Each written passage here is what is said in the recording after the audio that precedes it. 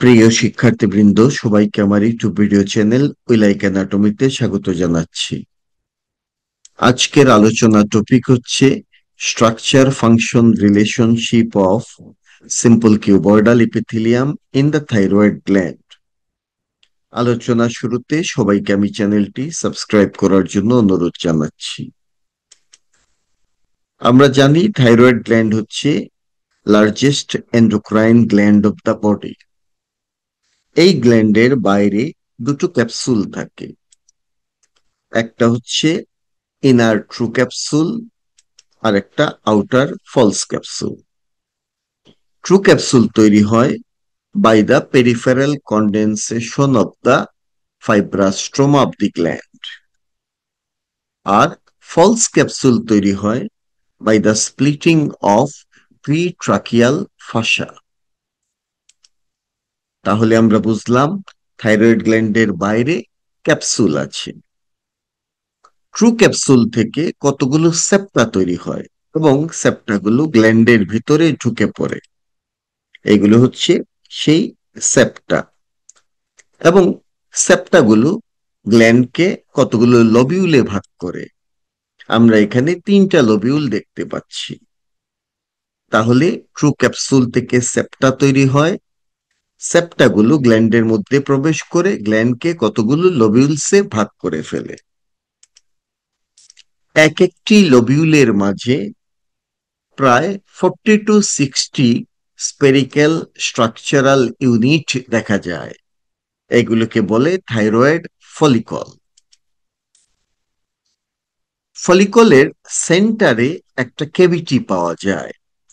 এই cavity colloid দিয়ে পূর্ণ থাকে। এই হচ্ছে সেই কলয়েড।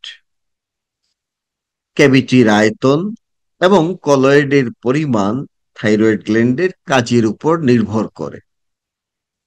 নরমাল অবস্থায় কলয়েড একটা নির্দিষ্ট পরিমাণে থাকে।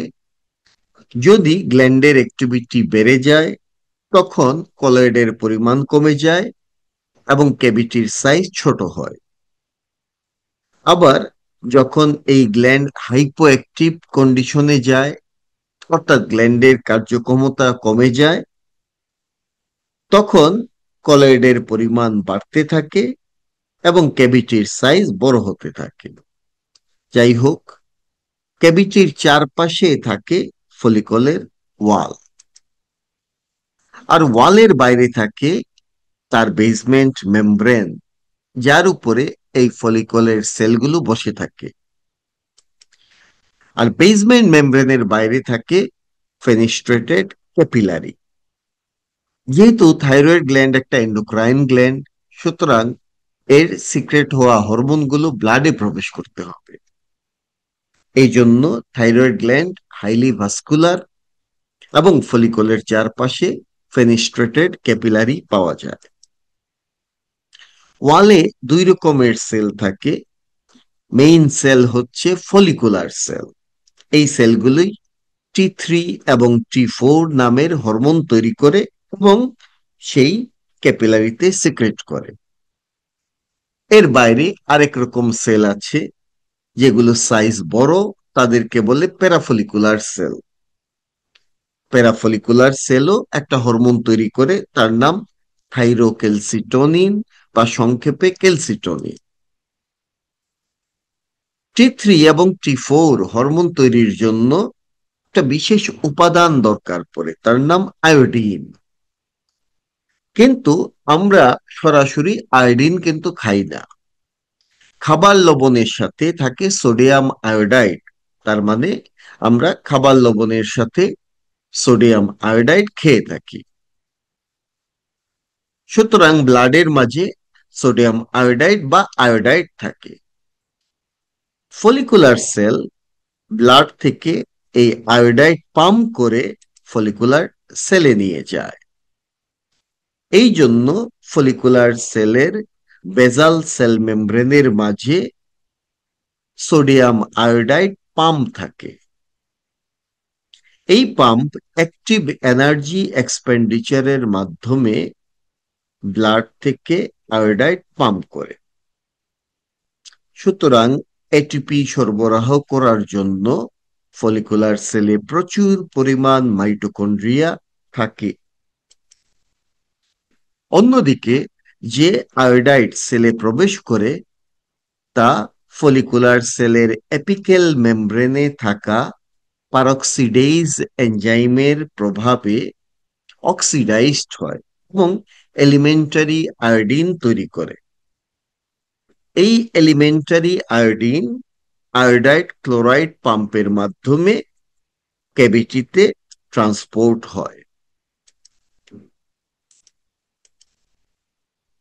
আবার ফলিকুলার সেল টাইরোসিন নামের অ্যামাইনো অ্যাসিড ব্যবহার করে থাইরোগ্লোবিউলিন নামে একটা গ্লাইকোপ্রোটিন তৈরি করে এবং ক্যাভিটিতে সিক্রেট করে। গ্লাইকোপ্রোটিনের দুইটা পার্ট আছে, গ্লাইকো মানে কার্বোহাইড্রেট পার্ট এবং প্রোটিন পার্ট। এই প্রোটিন পার্ট তৈরি করার জন্য ফলিকুলার সেলে প্রচুর রাফ এন্ডোপ্লাজমিক রেটিকুলাম দরকার। আবার এই প্রোটিন প্যাকেজিং এর জন্য দরকার প্রচুর গলজি বডি। সুতরাং আমরা দেখব ফলিকুলার সেলের মাঝে প্রচুর রাফ এন্ডোপ্লাজমিক রেটিকুলাম থাকে, প্রচুর গলজি বডি থাকে। এইবার যে আয়োডিন ট্রান্সপোর্ট হয়ে ক্যাভিটিতে আসলো, সেই আয়োডিন আয়োডিনেজ এনজাইমের প্রভাবে কলয়েডে থাকা থাইরোগ্লোবিউলিনের টাইরোসিন মলিকুলের সাথে যুক্ত হয়। এইটাকে বলে অর্গানিফিকেশন অফ থাইরোগ্লোবিউলিন। এই যুক্ত হওয়ার কারণে তৈরি হয় মনো এবং ডাই আয়োডো টাইরোসিন। এইবার হবে কাপলিং রিঅ্যাকশন। কাপলিং রিঅ্যাকশনের মাধ্যমে একটা মনো আয়োডো টাইরোসিন একটা ডাই আয়োডো টাইরোসিনের সাথে যুক্ত হয়ে তৈরি করে try iodo thyronine or T3 এবং দুটো ডাই আয়োডো টাইরোসিন ওই কাপলিং রিঅ্যাকশনের মাধ্যমে যুক্ত হয়ে তৈরি করে tetra iodo thyronine or T4। তো এই যে হরমোন তৈরির প্রক্রিয়া, এটা কই হয়? এটা হয় ক্যাভিটির মধ্যে এবং তৈরি হওয়া হরমোনগুলো কলয়েডের মাঝে যুক্ত অবস্থায় থাকে।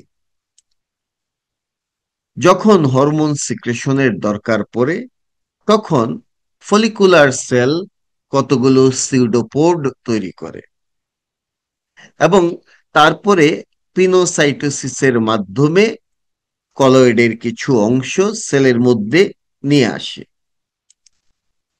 এই প্রক্রিয়া দ্রুত করার জন্য ফলিকুলার সেলের এপিক্যাল মেমব্রেনে প্রচুর মাইক্রোভিলাই থাকে। এই মাইক্রোভিলাই সারফেস এরিয়া বৃদ্ধি করে। সেলের মাঝে আগত কলয়েড থেকে হরমোন মুক্ত করার জন্য লাইসোজোমের সাহায্য লাগে। সুতরাং ফলিকুলার সেলে প্রচুর পরিমাণ লাইসোজোমও দরকার পড়ে। পরবর্তীতে এই মুক্ত হওয়া হরমোনগুলোকে বেজাল সারফেস দিয়ে বা বেজাল মেমব্রেন দিয়ে সিক্রেট করে পাশে থাকা ফেনিস্ট্রেটেড ক্যাপিলারিতে পাঠিয়ে দেয়।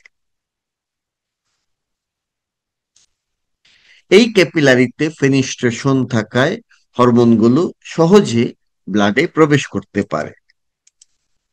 সুতরাং হরমোন তৈরি এবং সিক্রেশনের জন্য ফলিকুলার সেলে প্রচুর rough endoplasmic reticulum, Golgi body, mitochondria এবং লাইসোজোম প্রয়োজন। ফলে সেলগুলোর মধ্যে অনেক অর্গানেল ধারণ করার জন্য জায়গা দরকার। এই কারণে সেলগুলো হয়ে পড়ে কিউবয়েডাল। আবার ফলিকুলার সেল তার বেজাল দিকে থাকা ব্লাড ভেসেল থেকে আয়োডাইড ট্র্যাপ করে সেলে নিয়ে আসে এবং সেল থেকে ক্যাভিটিতে প্রেরণ করে। অন্যদিকে ক্যাভিটিতে থাকা কলয়েডকে সেলের মধ্যে প্রবেশ করায় এবং হরমোন মুক্ত করে বেজাল দিক দিয়ে সেই হরমোনকে ব্লাডে প্রেরণ করে। তার মানে ফলিকুলার সেল তার দুই দিকে থাকা দুটো জিনিসের সাথে তাকে ট্রান্সপোর্ট করতে হয়। সহজে এবং দ্রুত ট্রান্সপোর্টের জন্য ফলিকুলার সেলগুলো সিঙ্গেল লেয়ারে সাজানো থাকে। এই কারণে আমরা দেখি থাইরয়েড গ্ল্যান্ডের ফলিকুলের লাইনিং হয় সিম্পল কিউবয়েডাল এপিথেলিয়াম। সুতরাং আমরা বুঝতে পারলাম কাজের সুবিধার জন্যই ফলিকুলার সেলের কিভাবে স্ট্রাকচারাল মডিফিকেশন হয় এবং ফলিকুলার লাইনিং কেন সিম্পল কিউবয়েডাল এপিথেলিয়াম হয়। That is all about the today's explanation. Thank you very much and take care.